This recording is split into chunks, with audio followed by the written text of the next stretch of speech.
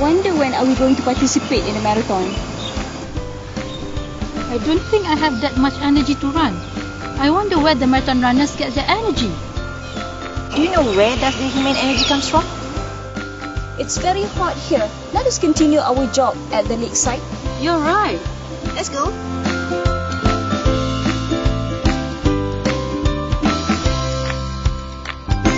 Hi, I'm Liza. And this is Mardiana. Hi. And Irene. Hi. We are biology teachers from Sri Putri, Hulu Selangor, and Tunku Munawir Secondary Science Schools in Malaysia. Let's discuss the question Irene asked just now. Where does human energy comes from?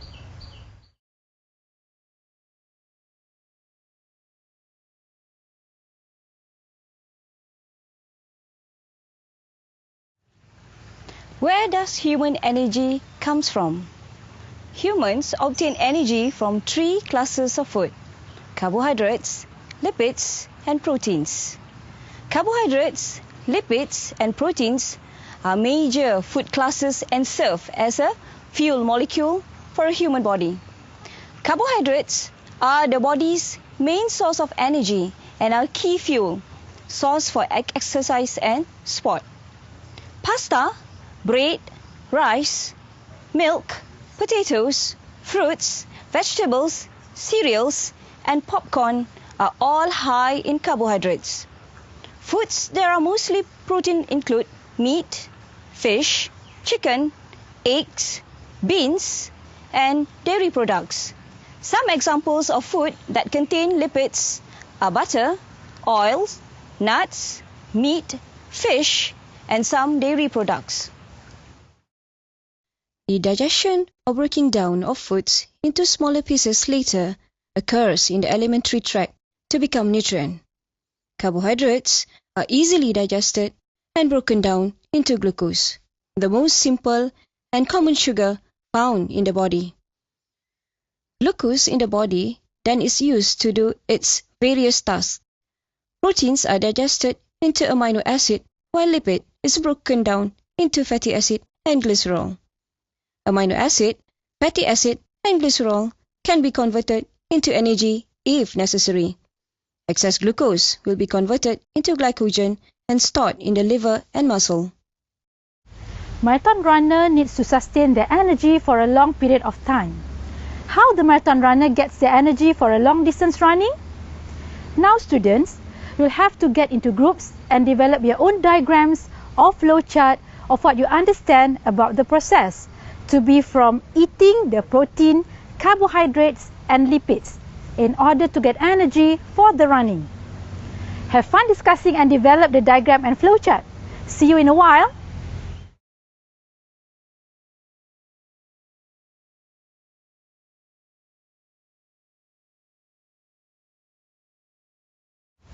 How does the marathon runner get their energy for a long distance running?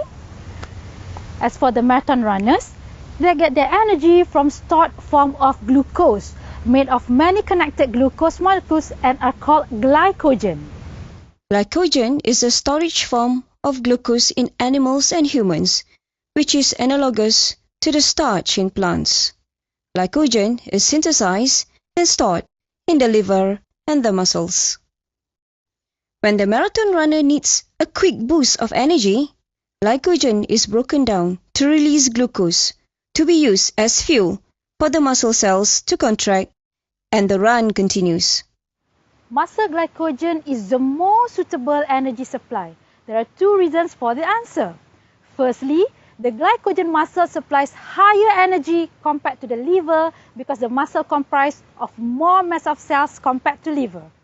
Secondly, during the marathon, the glycogen in the muscle will supply energy immediately due to the transport of glycogen to the muscle cells is faster. A well-nourished adult can store approximately 500 grams or 2,000 kilocalories of carbohydrates, which is enough to run about 20 miles. Of these, approximately 400 grams are stored as muscle glycogen, 90 to 110 grams as liver glycogen, and 25 grams circulate in the blood as glucose. All types of carbohydrate consumed will be digested into glucose and absorbed into the bloodstream and transported into the liver. The excess glucose be sent to muscle to be converted into glycogen. When the body needs more glucose than is available in bloodstream to support energy demands, glycogen stores are used to raise blood glucose levels. However, it is important to understand that the glycogen stored in muscle is used directly by that muscle during exercise.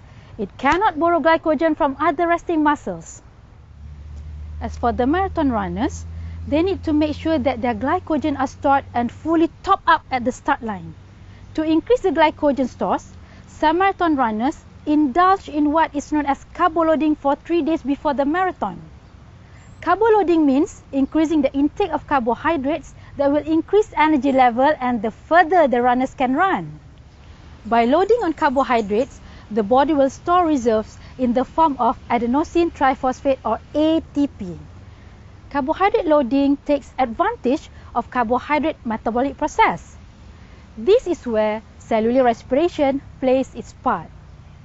Cellular respiration is the set of metabolic reactions and processes that take place in the cells of organisms to convert biochemical energy from nutrients into ATP. Meaning, when you eat a much larger percentage of carbohydrates than protein or fat, an abundance of ATP is produced. If it is not used, it is stored in the form of glycogen in the liver and muscle fibers. During extended running, the glycogen is released and converted to energy. To learn more about cellular respiration and ATP, I would suggest you to watch a Blossom video on ATP entitled Fuel of Life to gain prior knowledge on cellular respiration and ATP. You may want to watch the video in the class with your teacher and friends or at any convenient time by yourself. Please refer to this link.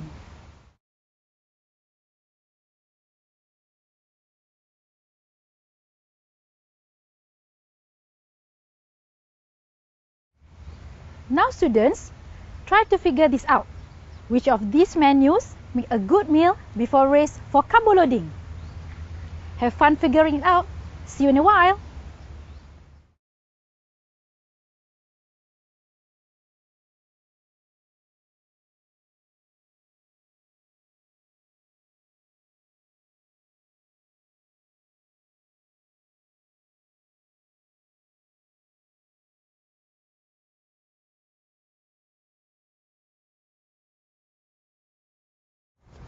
Which of the previous menus make a good meal before race for carbo loading? Let's compare your answers. Menu 1 and 7 are the most suitable meal because it has high carbohydrate content for higher glycogen storage. Menu 2 and 4 are less suitable because it has higher protein content. Menu 3 and 6 are also less suitable because it contains less carbohydrate than menu 1 and 7. Menu 5 is also less suitable because it contains simple sugar. You need to make sure you are eating the right kind of carbohydrates for the race. On the race day, marathon runners eat light meals which are low on the glycemic index or GI. The glycemic index or GI is a value associated with a particular type of carbohydrate that indicates the food's effect on a person's blood glucose level. The GI represents the total rise in a person's blood sugar level following consumption of the food. It may or may not represent the rapidity of the rise in blood sugar. Foods low on the glycemic index is metabolized more slowly, giving you a steady supply of energy. On the other hand, food high on the glycemic index is metabolized more rapidly, giving you a faster supply of energy. I hope my explanation helps. Back to you, Mardiana. Thanks, Irene. Since Irene mentioned about GI, I want you to answer this question based on a graph which will be provided to you by your teacher.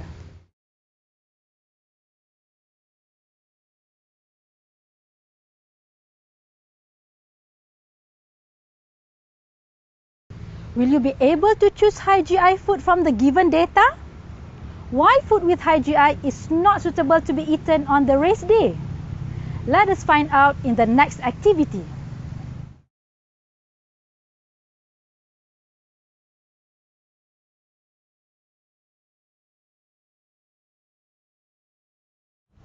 You were given a graph during the activity which indicates a comparison of the blood glucose response to sweet potatoes, regular white potatoes with kayapo, and glucose drink.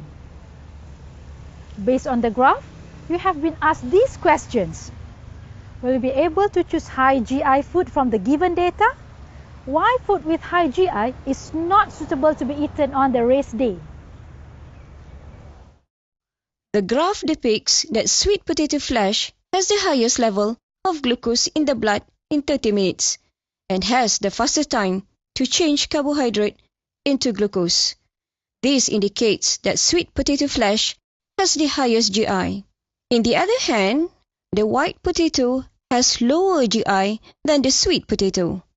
This is because the white potato and the sweet potato has different starch and sugar content which affect the digestion rate.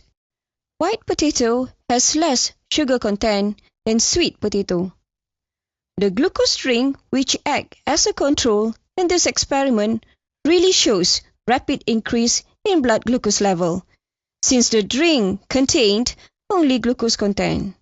High amount of glucose will provide boost of energy and then rapidly cleanse from the bloodstream. The energy supply suddenly depletes.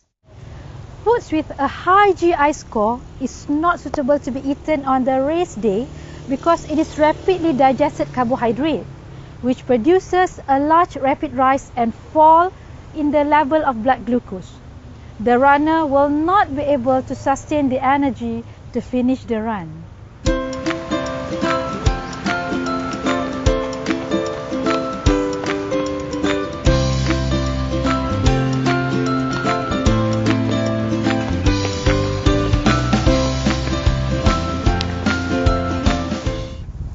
Based on the scene just now, the runner that stopped halfway and has reached a condition that we call as the hitting wall condition.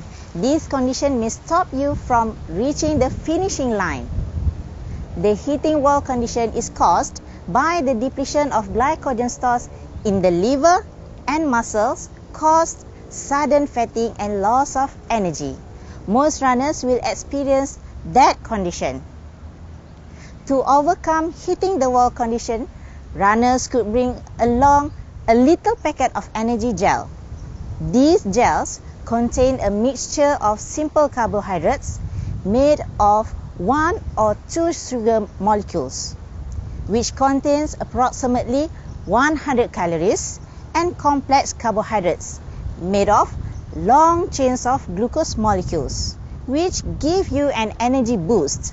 So, consuming 1 to 2 energy gels and a few cups of sport drinks will provide energy that lasts for 2 hours.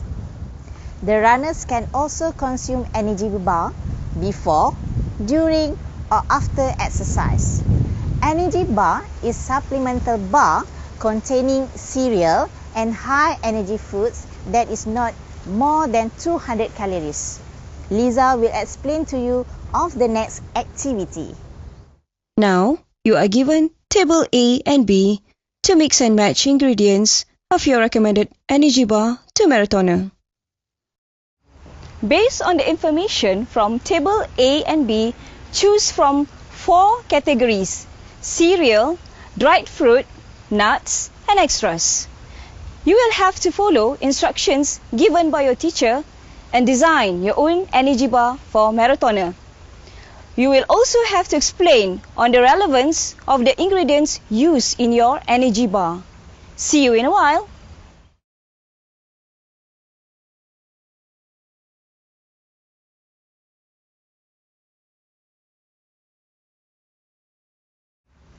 Good energy bar should contain 200 calories with 10 grams of protein, about 40 to 50 grams of carbohydrates, 2 to 6 grams of fat, and should not contain high sugar such as fructose corn syrup. They are high in carbohydrates which are digested and absorbed quickly and do not slow down your digestive systems as you exercise.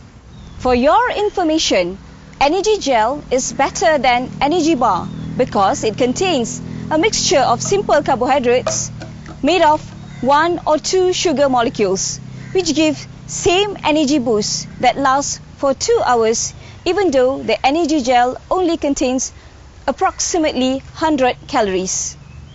This is due to the higher characteristics of digestibility that offers the runner better energy absorption and faster, in comparison to energy bar, which requires the runner to drink more water for digestion, but this will cause stomach upset to the runner while running.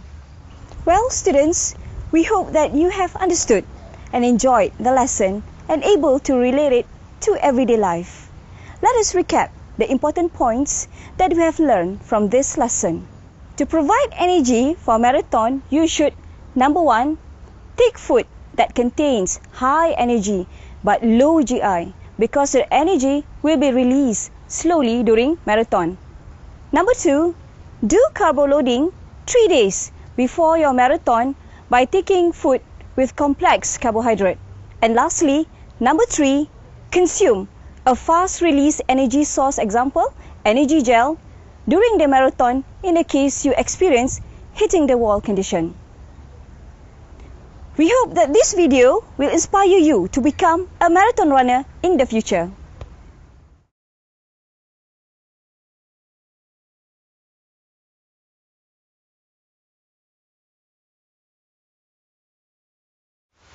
Hi there! I hope this video will help our students to achieve their learning outcome, which are to understand where does the human energy come from, to understand how the marathon runners get their energy for a long distance running, to understand which menus make a good meal before race for carbo loading, to understand why food with high GI is not suitable to be eaten on the race day, and lastly, to understand hitting the wall condition and how to overcome it.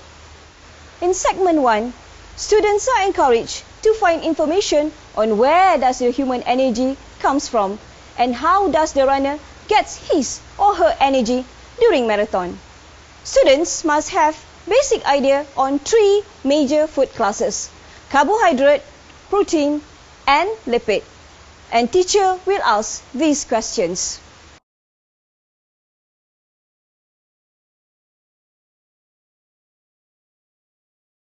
In segment 2, students must be able to explain where human energy comes from, and animation is used to explain basic idea on processes of digestion, absorption, and assimilation. Example,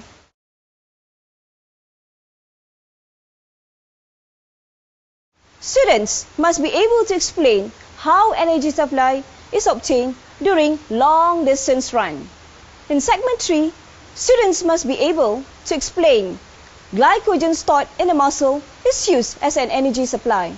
Students must be able to explain choice of suitable meal for given menu before race for carbo loading. In segment 4, students must be able to explain basic idea on foods with low glycemic index or GI.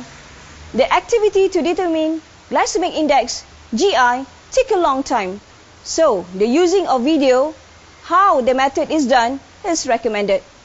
Students needs to relate between GI and the rate of blood glucose change. Students are encouraged to explain choice of high GI food from a given data. Why food with high GI is not suitable to be eaten on the race day. In segment 5, students must be able to explain how the consumption of energy bars during running to overcome hitting the wall condition. Students need to have prior knowledge on calorie. Student needs to explain the information listed on Table A and Table B. Due to health and safety caution, you can encourage the students to make their own energy bar at home to make the lesson interesting. In segment 6, The information from Table A contain 4 categories of food that could make up a good energy bar, but in Table B, the information on calorie table is limited to certain food sample. To make the lesson more interesting, teachers could provide their student with more information on calorie of the food they are not mentioned in Table B, or encourage the student to find the information by themselves. We hope that you have enjoyed teaching your students to understand the lesson, and thank you for viewing this video.